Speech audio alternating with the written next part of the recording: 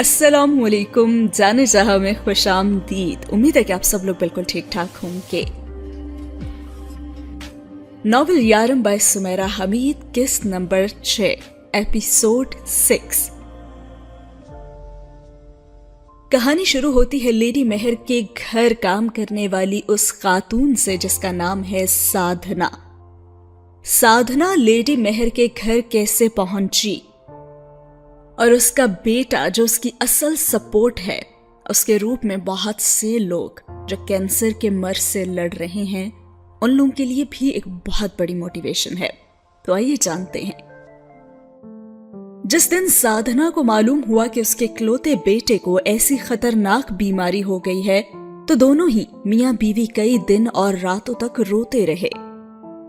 उसका शौहर एक कंपनी में चंद हजार पर मुलाजिम था और वो इतनी बड़ी बीमारी का इलाज कैसे करवा सकते थे। हैदराबाद में एक छोटा सा घर उनका अपना था, लेकिन उसे बेचकर भी उनके बेटे का इलाज तो नहीं हो सकता था। फिर किसी ने उन्हें मशवरा दिया कि घर को बेचकर साधना का शौहर यूरोप चला जाए और वहां पे जाकर काम करे। उन्होंने घर बेच दिया, लेकिन उसके शौहर को वीजा ना मिला। और फिर वीजा एजेंट ने ही मशवरा दिया कि आदमी की निस्बत औरत को वीजा मिलने के इम्कानात ज्यादा होते हैं। तो साधना ने वीजे के लिए अप्लाई किया और उसे वीजा मिल भी गया। फिर वो यहां आकर पाकिस्तानी, हिंदुस्तानी, सऊदी घरानों में जाकर घरेलू काम करने लगी।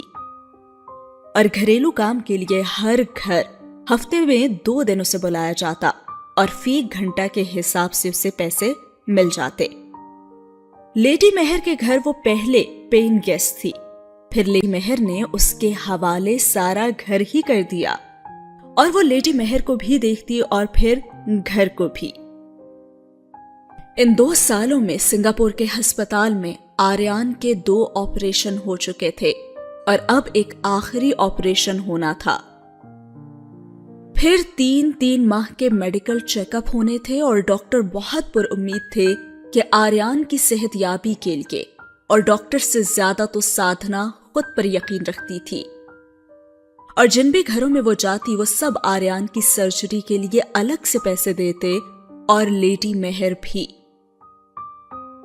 और फिर अमराहा को जिस दिन सारी कहानी मालूम हुई तो उसकी तो आंखें ही नम हो गईं और उसने कहा, आप बहुत बहादुर हैं। हाँ, मैं तो बहादुर हूं, इसलिए भगवान ने मेरा ही इंतखाब किया कि मैं इस मुश्किल को आसान कर दूं, और मुझे अपने मुंतखब किए जाने पर खुशी है। और जवाबन अमराहा ने कहा कि आपका बेटा बहुत बड़ा इंसान बनेगा। हाँ, मैं उसे बड़ा डॉक्टर बनाऊंगी। और अच्छा ही हुआ ना कि वो इस तकलीफ से गुजर रहा है। इस तरह उसे याद रहेगा कि तकलीफ से गुजरने वालों की उसे कैसे मदद करनी है और उनसे गफलत बिल्कुल नहीं बरतनी। कुदरत के हर इक़दाम में एक गहरा राज होता है। जी, अच्छा, अब कब सर्जरी है आर्यान की? वैसे तो 9 माह बाद ही है, लेकिन इससे भी ज्यादा वक्त लग सकता है, साधना ने इत्मीनान से कहा। और अमराहा बहुत मुतासिर हुई थी साधना से। जब वो पाकिस्तान में थी तो खुद को दुनिया की दुखी और मजलूम तरीन लड़की समझती थी। वो रात को पाइनएप्पल की प्लेट भरकर खाती जाती और रोती जाती, और उसे लगता कि दुनिया में उससे ज्यादा मुश्किल और मुसीबत में तो शायद कोई है ही नहीं, उससे ज्यादा घुटन में तो कोई रह ही नहीं रहा। सबसे ज्यादा तकलीफें तो उसी मिली है और मिल रही हैं, बल्कि सब जुल्म कुदरत ने उसी पर तोड़ डाले हैं। तो सच ही है कि अगर इंसान दुनिया में चल फिर कर देखे तो उसे खबर हो कि जिस दुख पर वो ऐसे वावेला मचाता है वो तो कोई दुख है ही नहीं। लोग तो कीड़े पड़े जख्मों के साथ भी गुनगुनाते हैं, मुस्कुराते हैं, तो असल में वही इंसान भी हैं जो सर को आसमान की तरफ शिकवे के लिए नहीं बल्कि शुक्र के लिए उठाते हैं। और साथ ही हुआ ये सीन खत्म। अगला सीन शुरू होता है अमराहा से और उस जगह से जहां पे वो शू स्टोर में काम करती है। वहां पे वो देखती है कि ग्राहक शू स्टोर में पिछले 1 घंटे से घूम फिर रहा होता है, लेकिन उसे कोई जूता पसंद नहीं आ रहा होता। हर बार वो काउंटर का चक्कर लगाकर जरा आगे निकल जाता है और फिर से घूमकर काउंटर के पास आ जाता है। अमराहा गो बहुत मसरूफ थी, लेकिन वो उसे देख भी रही थी। अमराहा उसके पास आई और कहने लगी, मैं तुम्हें ये बता दूं कि यहां इस स्टोर में जूतों की ट्वीट नहीं मिलती। अच्छा, तुमने इन्हें सिखाया नहीं ट्वीट लेना और देना? तुम्हें क्या चाहिए? तुम्हें कोई जूता पसंद नहीं आ रहा क्या? यार, जो अच्छा है वो महंगा है और जो महंगा नहीं है वो अच्छा ही नहीं है। अच्छा, वैसे मुझे नहीं लगता कि तुम यहां किसी खरीदारी के मूड में आए हो। हाँ, वैसे कुछ ऐसा ही है। दांत निकाल कर वो इस हकीकत के इंकशाफ हो जाने पर तो जैसे मसरूर ही हुआ था। अच्छा देखो, हमारे स्टोर रूम में ना कुछ नक्स वाले जूते रखे हुए हैं, हम वर्कर्स चाहें तो उन्हें ले सकते हैं। मैं उनसे बात कर लेती हूँ, तुम मेरे साथ आकर अच्छे वाले लेकिन सस्ते वाले जूते ले सकते हो। है, कितनी अच्छी हो ना तुम। लेकिन देखो, आज नहीं, शायद कल। अच्छा, तो फिर तुम आज क्या करने आए थे यहां? आज पता नहीं, वैसे मैं तुम्हें पता करके कल ही बता दूंगा, ठीक है? घड़ी को देखता हुआ वो चला गया जैसे उसका मकसद ही पूरा हो गया हो। और शीशे के पार से अमराहा ने उसे जाते हुए देखा और वो हाउ डीप इन लव की धुन सीटी पर बजा रहा था और ऐसे चल रहा था जैसे रॉक स्टार अपना कामयाब शो करके घर लौट रहा हो। और फिर वही हुआ, अगले दिन वो फिर से आ गया, लेकिन जूते लेकर तो फिर वो नहीं गया। और जब उसे स्टोर रूम में ले गई और उसने उसका वहां काफी वक्त भी ले लिया, तो ऐन वक्त पर उसे याद आ गया कि उसके पास तो काफी अच्छी हालत में 2-3 अच्छे जोड़े जूतों के हैं, तो फिर वो नए क्यों ले? और अमराहा शदीद गुस्से में बोली कि फिर तुम यहां आए ही क्यों हो? पता नहीं यार, बस कभी कभी ना मेरी यादाश्त ऐसी चली जाती है। अब जब यादाश्त गई तो मैं आ गया, अब वापस आ गई है तो मुझे तो जाना ही होगा ना। पाकिस्तान में ना तुम जैसे लोगों को हम बावला कहते हैं। व्हाट? बाउल आ? हाँ, बाउला। चलो जाओ, अब कितना वक्त जाया कर दिया ना तुमने मेरा। और फिर जाते जाते वो फिर से रुक गया और कहने लगा, वैसे मेरा ख्याल है कि अगर मैं एक जोड़ा जूता ले ही लूंगा ना, तो अक़वाम मुत्तहिदा के इजलास में उसे यकीनन ज़ेरे बहस तो नहीं लाया जाएगा। और वो फिर से जूते पहन पहन कर देखता रहा। वैसे मुझे ये ख्याल भी आ रहा है कि एक स्टूडेंट को इतना शाह खर्च नहीं होना चाहिए। और हाँ, ये भी याद आया कि मैंने सुना है कि एशिया में लोगों के पास इतने कपड़े और जूते होते हैं कि अगर वो अपने कपड़े जूते दुनिया भर के इंसानों में तकसीम करने लग जाए ना, तो हर एक को 2-2 जूते और कपड़े तो मिले जाएंगे। तो क्या तुम्हारे पास भी इतने ही है? और अब की बार तो अमराहा गड़बड़ा ही गई और कहने लगी, पता नहीं। हाँ, यानी इसका मतलब है कि इतने ही हैं। हर वक्त तुम लोग कपड़ों और ऐसी चीजों के बारे में तो सोचते रहते हो, और फिर असल बातों पर सोचने के लिए तो दिमाग में और जगह नहीं रहती तुम लोगों के। ओ हेलो, मेरे दिमाग में भी ना और जगह नहीं रही। तुम्हारी ऊट पटांग बातें सुन सुनकर तो फिर से पहले कि वो कुछ मजीद कह पाती, वो कंधे उचका कर चला गया। बाहर बारिश हो रही थी और सड़क को पार करते फुटपाथ पर चलते उसने कम से कम 5 बार मुड़कर शीशे के उस पार काउंटर पर सर झुकाए कंप्यूटर में बिल्स की एंट्री करते हुए अमराहा को देखा था। और इस बार उसने सीटी की धुन बदल डाली थी और अब वो एक मशरकी धुन बजा रहा था और साथ ही हुआ ये सीन भी खत्म।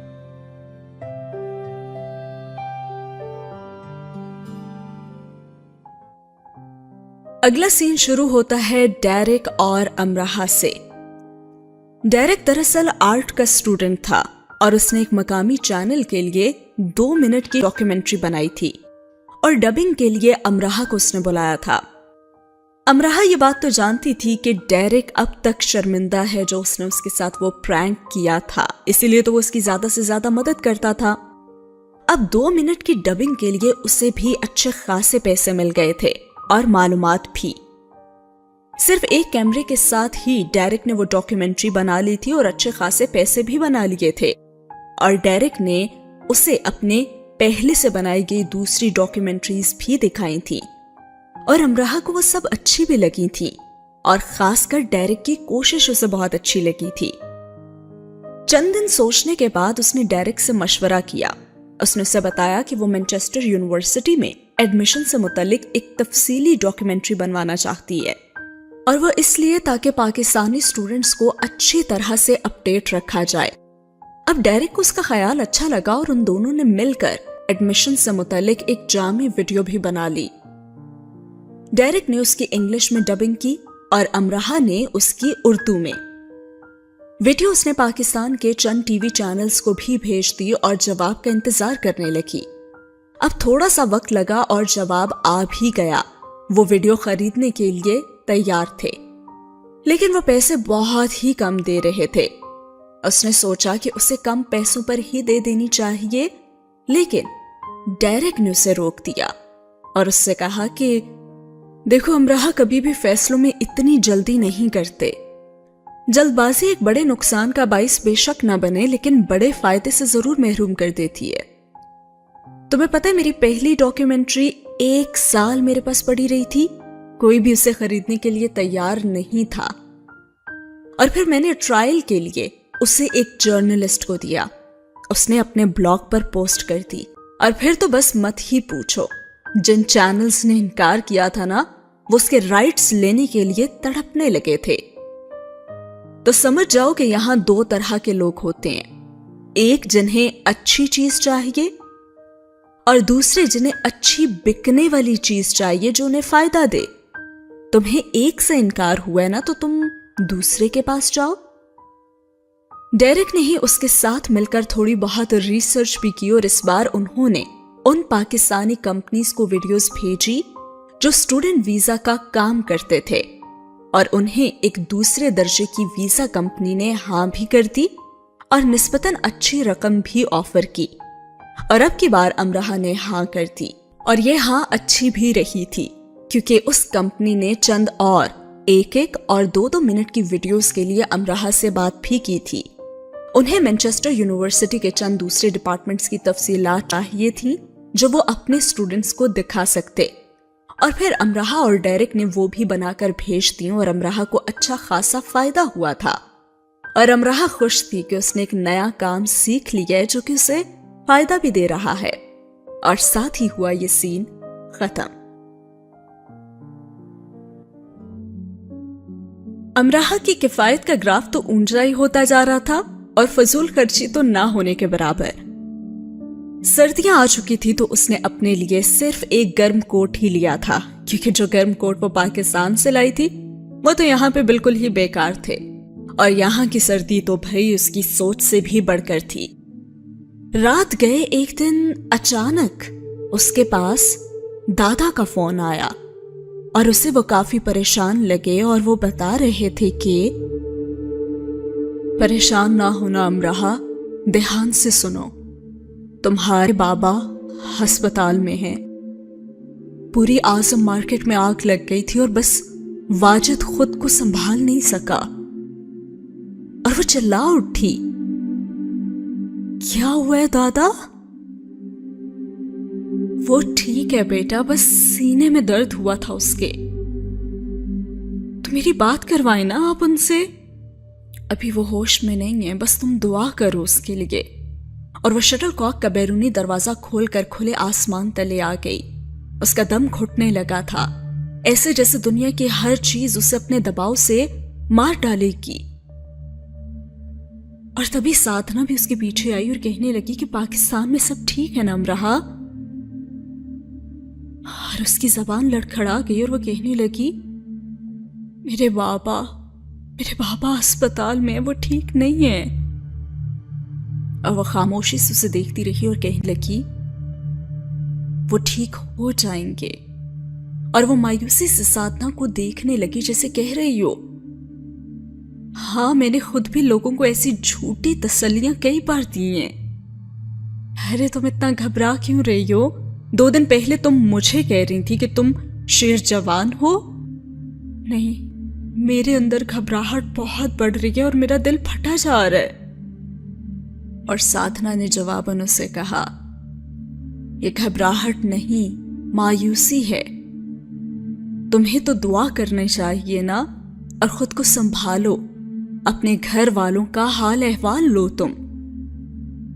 اور اس نے سر ہلایا اور آنسو پونچھے اور پاکستان فون کیا۔ دادا اس کی مختلف ڈاکٹر سے بات کرواتے رہے اور پھر ٹھیک 3 گھنٹے بعد بابا کو ہوش بھی آ گیا اور وہ 2 دن بعد گھر چلے گئے۔ لیکن سٹور میں موجود لاکھوں مالیت کے قالین جل کر راکھ ہو چکے تھے، اور بابا کے سینے میں اب تکلیف کیوں نہ اٹھتی؟ کاروبار کے نام پر تو وہ اب کنگال ہی ہو چکے تھے۔ پاکستان میں سب بے حد پریشان تھے کہ اب کیا ہوگا، اور مینچسٹر میں وہ خود بھی ان معاملات کا حل نکالنے میں مصروف تھی۔ پھر ایک دن دادا نے اسے فون پر بتایا کہ واجد سود پر قرض لے رہا تھا، اور اسے پہلی بار دھچکا لگا اور اس نے پوچھا، سود پر دادا؟ ہاں، میری کوئی بات سن نہیں رہا، بنا سود کے قرض کہیں سے نہیں مل رہا بیٹا۔ ہاں لیکن سود تو حرام ہے نا دادا، اسے دکھ ہوا تھا یہ بات جان کر۔ یاد ہے بیٹا مجھے، اور میں نے واجد کو بھی یاد دلایا تھا۔ وہ کہتا ہے کہ یہ سود نہیں ہے، بس وہ قرض پر منافع لیں گے۔ اور دادا آپ دیدہ ہو گئے۔ اب یا وہ گھر بیچے گا یا پھر قرض لے گا، ورنہ کاروبار کیسے چلائے گا بیٹا؟ دیکھیں، بابا سے کہیے گا کہ قرض نہ لیں، میں کچھ کرتی ہوں یہاں۔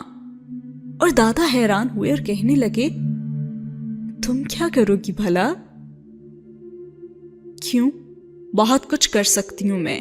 اگر ایک مشکل آتی ہے نا تو 100 حل بھی ساتھ ہی لاتی ہے دادا۔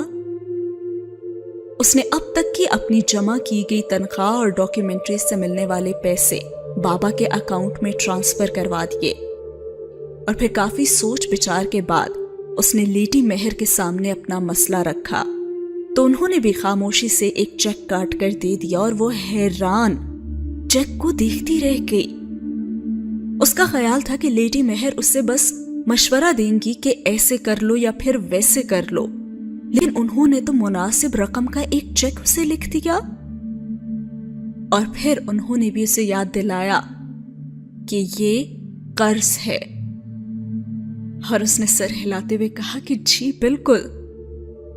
اور پھر وہ کہنے لگی، تمہیں معلوم ہے امراہ کہ میں تمہیں اور تم جیسی کئی لڑکیوں کو یہاں مفت بھی رکھ سکتی ہوں، لیکن میں ایسا نہیں کرتی، کیونکہ اگر ایسا کیا میں نے تو تمہیں بیکار اور ناکارہ بنا دوں گی۔ میرا ایک بیٹا اسی شہر میں رہتا ہے اور وہ میرے ساتھ نہیں رہتا۔ میں نے اسے کوشش اور مسلسل کوشش کرتے رہنا سکھایا ہے۔ میں اپنے بچوں کو اس دنیا کے کامیاب ترین انسان بنے ہوئے دیکھنا چاہتی ہوں، اور ایسا انسان بننے کے لیے انہیں ایک شاہانہ نہیں بلکہ محنت سے بھرپور زندگی گزارنی پڑے گی۔ انہیں صفر ہونا پڑے گا تاکہ وہ صفر کے آگے آرات لکھ کر اپنے نمبر بڑھا سکیں۔ اور میں تمہیں بتاؤں، میرے بابا ایک کسان تھے، اسکاٹ لینڈ میں ان کا اپنا فارم ہاؤس تھا، اور پتہ ہے وہ کیا کہا کرتے تھے؟ وہ کہا کرتے تھے کہ محلوں میں زندگی گزارنے والے بدقسمت ترین لوگ ہیں کیونکہ وہ ناکارہ ہوتے ہیں، اور وہ اپنے مٹی سے اٹے ہوئے ہاتھ اٹھا کر اعلان کرتے تھے کہ ارے خوش قسمت تو ہم ہیں کیونکہ ہم کارآمد ہیں، زندگی ہم میں سانس لیتی ہے اور زندگی ہم میں دھڑکتی ہے۔ اور دیکھو، میں یہ رقم تمہیں ویسے بھی تو دے سکتی تھی کیونکہ اللہ تعالیٰ نے مجھے بہت کچھ دیا ہے، لیکن یہ قرض اس لیے ہے تاکہ اسے واپس کرنے کے لیے تم خود کو کارآمد بناؤ، ٹھیک ہے؟ جی ٹھیک ہے۔ اس نے چیک بھی بابا کے اکاؤنٹ میں ٹرانسفر کر دیا، اور جیسے اس نے ٹرانسفر کیا تو بابا کا فوراً فون آیا. امراہ اتنے پیسے کہاں سے آئے تمہارے پاس اتنے پیسے؟ بابا میں نے اپنی لینڈ لیڈی سے لیے اور کچھ میرے اپنے جمع کیے گئے تھے. اور تم نے کیسے جمع کیے؟ دادا کے علاوہ کسی کو بھی معلوم یہ نہیں تھا کہ وہ وہاں جاب کرتی تھی، اور یہ بھی کسی نے معلوم نہیں کرنا چاہا تھا کہ وہ اپنے اخراجات کیسے پورے کرتی تھی. اور پھر اس نے بتایا، بابا میں یہاں پہ جاب کرتی ہوں. جاب؟ تم کام کرتی ہو وہاں پہ؟ لیکن تم نے تو کبھی پاکستان میں چھوٹی سی جاب بھی نہیں کی تھی بیٹا. جی میں نے نہیں کی، اور میں نے غلطی کی، اب کر رہی ہوں اور میں بہت خوش ہوں. اور اس کے بابا اب دیدہ ہو گئے تھے زندگی میں پہلی بار اس کے لیے، اور کہنے لگے، امراہ تم کب اتنی سمجھدار ہو گئی بیٹا؟ علی اور حماد کو تو کھیلنے کودنے سے فرصت ہی نہیں ہے، اور تم نے مجھے وہاں سے لاکھوں روپے بھیج دیے، لیکن میں نے تو تمہیں وہاں جانے کے لیے 1 روپیہ تک نہیں دیا تھا نا. اور جب آپن وہ کہنے لگی کہ علی اور حماد کو کھیلنے کودنے سے اس لیے فرصت نہیں ہے بابا کیونکہ آپ نے انہیں کھیل کود میں مصروف رکھا ہے اور ان پر سختی کریں آپ. اور جب آپن وہ کہنے لگے، تمہارے دادا نے کہا ہے کہ تم وہاں بڑی کلاس میں پڑھ رہی ہو. مجھے یقین آ رہا ہے کہ واقعی تم بڑی کلاس میں پڑھ رہی ہو، اور مجھے بتاؤ نا میں اور کیا کیا کروں.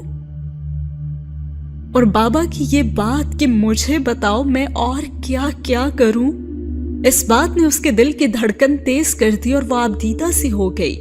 اور یہ بات بابا سے نہ کہہ سکی کہ یہ والدین ہی ہوتے ہیں جو اپنی اولاد کو وہ کل پرزے بناتے ہیں، وہ جو زندگی کی گاڑی میں شان سے فٹ ہو جاتے ہیں اور گاڑی چھکا چھک دوڑتی چلی جاتی ہے. اور اگر والدین انہی پرزوں کو کند کر دیں تو زندگی کی گاڑی تو جام ہو کر بند ہی ہو جاتی ہے. اور بہرحال اس کا ذمہ تو پہلے سربراہ پر آتا ہے کیونکہ نومولود اپنے لیے کچھ نہیں کر سکتا. اور جواب میں اس نے کہا تو بس اتنا، بس بابا اپنا خیال رکھیں، میرے لیے بس یہی کر دیں آپ. اور ساتھ ہی ہوا یہ سین ختم.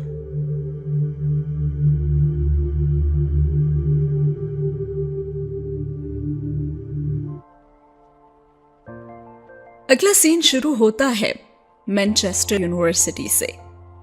موسم تو اس کی سوچ سے زیادہ ہی ٹھنڈا ہو چکا تھا اور یونیورسٹی میں وہ ہر وقت مونگ پھلی کھاتی ہوئی ہی پائی جاتی. اور جس تعداد میں اس کی ہائی ہیلو بڑھ چکی تھی نا یونیورسٹی میں، اسی حساب سے جتنی مونگ پھلی منہ میں جاتی تھی اس سے کہیں زیادہ تو دوسروں کے ہاتھوں میں چلی جاتی تھی. اور اب امراہ روز کی 1-2 کلو مونگ پھلی تو لینے سے رہی، اسی لیے اس نے پلان کیا کہ جہاں بھی خاموشی ہوتی وہ وہاں پہ مونگ پھلی منہ میں ڈال لیتی. ہر ایک دن ایسا کرتے کرتے اسے اپنے پیچھے آلیان کا کہکہا سنائی دیا جو کہہ رہا تھا، کتنی چالاک ہو تم امراہ، کیسے چھپ چھپ کر کھا رہی ہو. اور وہ تو صاف ہی مکر کی اور کہنے لگی، نہیں تو میں تو کوئی نہیں کھا رہی مونگ پھلیاں. امراہ انگلش لٹریچر کی اسٹوڈنٹ تھی اور آلیان بزنس کا. اور امراہ تو پھر اپنی عادت کے مطابق یونیورسٹی کا ہفتے میں ایک چکر ضرور ہی لگا لیتی، ورنہ حصوں میں تو ضرور ہی چکر کو مکمل کر لیتی. لیکن آلیان صاحب کم ہی کہیں چلتا پھرتا یا کھڑا ہوا یا پھر ٹہلتا ہوا نظر آتا. ہاں کبھی کبھی وہ ایسے ہو جاتا کہ ہر وقت ہر ایک کو نظر آتا رہتا، اور کبھی کبھی ایسے کہ ہر کوئی اسی کا پوچھ رہا ہوتا تھا کہ بھائی آلیان صاحب کہاں ہیں. اور اب اس وقت جب وہ مونگ پھلیاں چھپ چھپ کر کھا رہی تھی، اس کا ایسے اچانک سے نمودار ہونا امراہ کو ویسے اچھا تو لگا تھا. اور پھر اس نے جیب سے مونگ پھلی نکال کر اسے بھی دی اور ساتھ ساتھ وہ اسے بتاتی رہی کہ لاہور میں مونگ پھلی کیسے بکتی تھی، کیسے اسے گرم کیا جاتا تھا اور کیسے ہیٹر کے پاس بیٹھ کر اسے اڑایا جاتا تھا. پھر اس نے اسے بتایا کہ بچپن میں وہ مونگ پھلی کے چھلکوں کے ڈھیر کو चुपके चुपके खंगाला भी करती थी कि शायद उसमें से कोई मूंगफली मिल ही जाए। और आलियान उसकी बातें सुनते हुए देर तक हंसता रहा और कहने लगा, हाँ मैं यकीन रखता हूं कि तुमने यही किया होगा। और फिर वो हंसता ही रहा और फिर अपनी उंगली की पोर से अपनी आंख की नमी को उसने साफ किया और अपने क्रॉस बैग में उससे मूंगफली भरवा कर अपनी क्लास लेने वो चला गया। इसके बाद आलियान उसे एक ऐसे वक्त में नजर आया कि उसने हैरत से अपनी किताब ही बंद कर दी। रात 12 बजे से कुछ पहले का वक्त था। अमराहा अपने कमरे में बैठी पढ़ रही थी और उसके कमरे की खिड़की से जरा दूर घर के दूसरे किनारे की तरफ उसे आलियान नजर आया।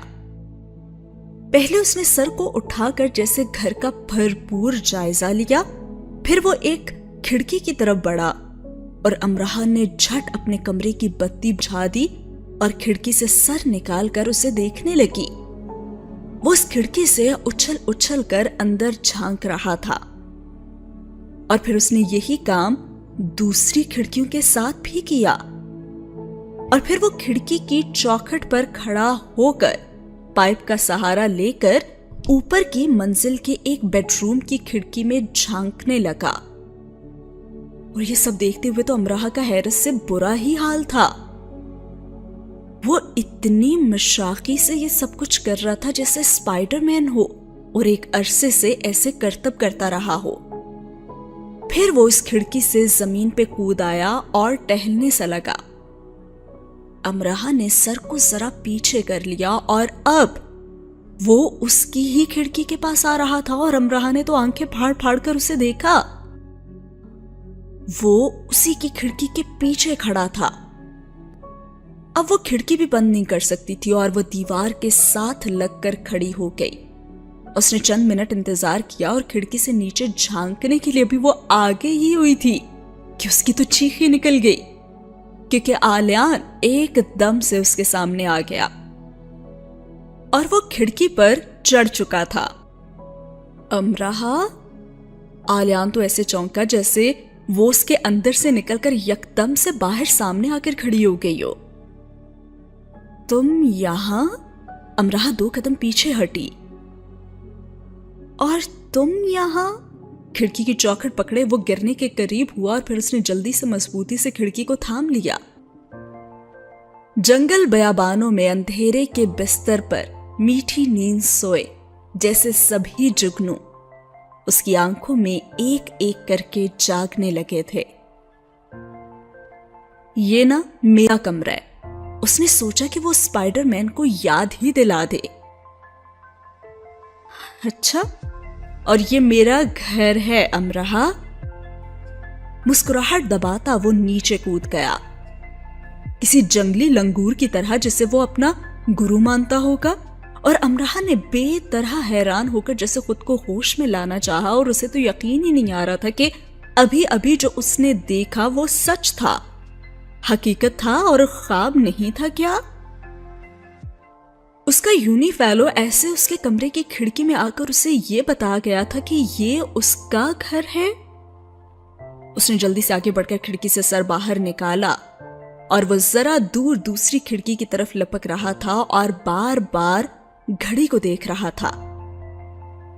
आखिर वो कर क्या रहा था? ऐसे आधी रात के वक्त उसकी रिहाइशगाह के गिर्द पागलों की तरह वो कूद और फांद रहा था। अमराहा ने सर को जरा और आगे करके कहा, तुम क्या कर रहे हो यहां? और जाओ यहां से। और उसकी आवाज पर वो रुक कर उसे देखने लगा, जैसे परियों के देश की कहानी सुनते बच्चे सर उठाकर आसमान की तरफ देखने लगते हैं कि क्या कोई परी उनके सरों के ऊपर उड़ती जादू की छड़ी घुमा रही है। अगर नहीं तो क्यों नहीं? अगर हां तो वो नजर क्यों नहीं आती? अच्छा लो, अब वो नजर भी आ गई और वो वहां खिड़की से सर निकाले ही तो देख रही है।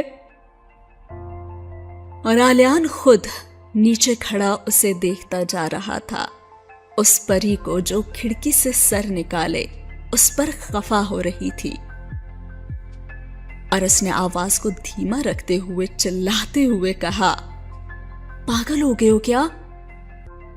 ہاں تو پاگل ہی تو ہوں میں۔ ملین پاؤنڈ ادا سے آئی برو کو اچکا کر اور مسکراہٹ کو دبا کر اس نے سر ہلایا۔ اچھا تو یہ تمہارا گھر ہے؟ اپنی دانش میں وہ اسے چڑھا رہی تھی۔ اگر ہے تو پھر سیدھے راستے سے اندر آ کر دکھاؤ نا۔ اور اس کے اس چیلنج پہ آلیان کہنے لگا، اچھا اور کچھ؟ اور آلیان نے سینے پر ہاتھ باندھ لیے اور اس کے اگلے حکم کا انتظار ہی کرنے لگا۔ اور اب تو امراہ پوری قوت سے چلائی اور کہنے لگی، کیا ڈرامہ ہے یہ؟ اور اس نے جھرجھرے لے کر ڈرنے کی اداکاری کی اور کان میں انگلی گھمانے لگا اور پھر سر کو جھکا کر کان کو صاف کرنے کا عمل کیا۔ امراہ کو کافی برا لگا اور اس نے اپنے اسٹڈی ٹیبل پر رکھا ایک عدد موٹا میگزین اٹھایا اور اسے دے مارنے کے لیے ہاتھ بلند کیا۔ اور اب آلیان کو بھی برا لگا اور سنجیدگی سے کھڑے ہو کر وہ اسے دیکھنے لگا۔ تو کیا وہ کھڑکی میں کھڑی جولیٹ ہے اور کیا وہ نیچے کھڑا رومیو ہے؟ ستاروں بھری رات نے وقت کے کان میں سرگوشی کر کے پوچھا تھا اور وقت نے کندھے اچکائے اور مسکرا کر کہا، انتظار کرو۔ اس سے پہلے کہ میگزین وہ اسے دے مارتی، وہ تیزی سے گھر کی دوسری طرف چلا گیا اور اس نے تقریباً خود کو آدھا کھڑکی سے باہر نکال کر اسے ڈھونڈنا بھی چاہا، لیکن وہ تو اسے نظر ہی نہیں آیا۔ اور پھر کچھ ہی دیر میں اسے گھر کے اندر سے شور کی آوازیں آنے لگیں، اور رات کے اس وقت اس طرح کی آوازوں کا آنا تو بہت ہی عجیب تھا، خاص کر لیڈی مہر کی آواز کا۔ وہ کمرے سے باہر آئی تو سادھنا بھی اپنے کمرے سے نکل کر آ چکی تھی اور اس سے پوچھنے لگی کہ یہ سب کیا ہو رہا ہے۔ اکثر رات گئے لیڈی مہر کے بچوں میں سے کوئی آ جاتا تھا، اس بات کو تو اسے پتا تھا، اور تبھی سادھنا نے اسے بتایا، دیدی کا نا بیٹا آیا ہے انہیں سالگرہ وش کرنے۔ اچھا کب آیا؟ ارے ابھی ابھی، آؤ اندر چلیں۔ سادھنا نے اس کا ہاتھ پکڑ لیا اور دونوں لیڈی مہر کے کمرے میں چلی گئیں۔ اور لیڈی مہر کے بیڈ پر بیٹھا آلیان انہیں منا سا ہوم بیک کیک کھلا رہا تھا۔ کمرے کی کھڑکی بھی کھلی تھی اور دونوں ایک دوسرے کے ساتھ ایسے مصروف تھے جیسے دنیا میں اکیلے وہ دو انسان ہی موجود ہوں۔ اور امراہ تو دروازے میں ہی کھڑی کی کھڑی رہ گئی، اور تبھی اسے یاد آیا کہ ایک دفعہ لیڈی مہر نے اسے بتایا تھا کہ میرا بیٹا بھی تمہاری یونیورسٹی میں ہی پڑھتا ہے۔ تو کیا وہ آلیان تھا؟ اور ساتھ ہی انہوں نے یہ بھی تو کہا تھا کہ یونیورسٹی کو فخر ہے اس پر اور مجھے اپنے بیٹے پر۔ بزنس کے نئے رجحانات اور طریقوں پر اس نے جو اسائنمنٹ لکھی تھی نا، اسے یونیورسٹی نے کتابچے کی صورت میں چھاپ کر لائبریری میں رکھا ہوا ہے۔ اب سادھنا نے آگے بڑھ کر لیڈی مہر کو گلے سے لگایا اور سالگرہ وش کی، لیکن امراہ کے تو ہوش و حواس ہی اڑے ہوئے تھے۔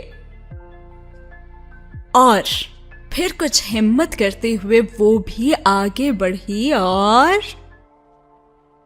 کیا ہوا یہ جانیں گے ہم اگلی ایپیسوڈ میں۔ اس ایپیسوڈ کو کرتے ہیں یہیں پہ ختم۔ کیسی لگی آج کی ایپیسوڈ کامنٹ سیکشن میں ضرور بتائیے گا۔ ویڈیو اچھی لگی ہو تو لائک کرنا نہ بھولیے گا۔ اللہ حافظ۔